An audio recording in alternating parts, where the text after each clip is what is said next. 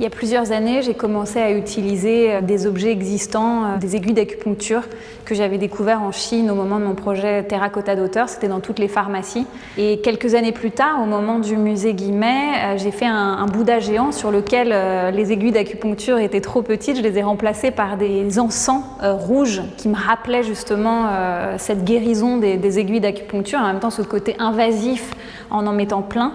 Suite à ça, j'ai imaginé au moment d'un autre projet Catharsis, suite à un cancer du sein, une œuvre cathartique pour moi, comme un ex-voto, une Amazone de 4 mètres de haut que j'ai recouverte d'encens.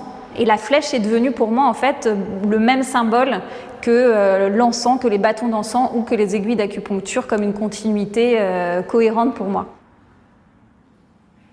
Il y a toute une partie qui sont des flèches existantes comme des ready-made assemblées dans des formes géométriques, mais aussi une partie qui sont des flèches plus sensuelles, où les ondes d'un spermatozoïde et les formes ovoïdes de l'œuf et de la fertilité à travers l'installation Exit-Entrance, avec ces flèches qui rentrent et qui ressortent du mur et qui sont justement la technique du bois cintré.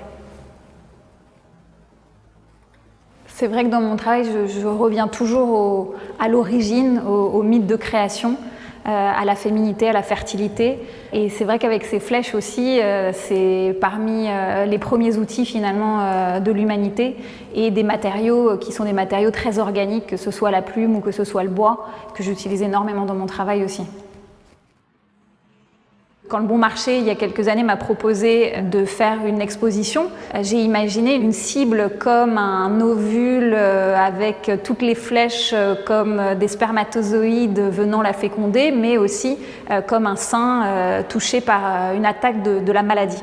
Et cette exposition est en fait issue de ces installations éphémères que j'ai voulu transformer en œuvres pérennes, notamment suite à plusieurs années aux États-Unis où j'ai aiguisé mon œil pour l'histoire de l'art américaine. Comme un Dan Flavin va utiliser une répétition de néons existants, là c'est vraiment l'idée de répéter un objet existant, des flèches qui sont conçues. J'ai travaillé avec l'Archerie de Paris et ces flèches peuvent être utilisées pour être tirées par des archers, donc c'est vraiment une répétition, mais qui ici reprend finalement des formes géométriques issues de notre inconscient collectif et qui, à la manière d'un Sol Lewitt, pourrait être dessiné, revu, repensé et répété à l'infini.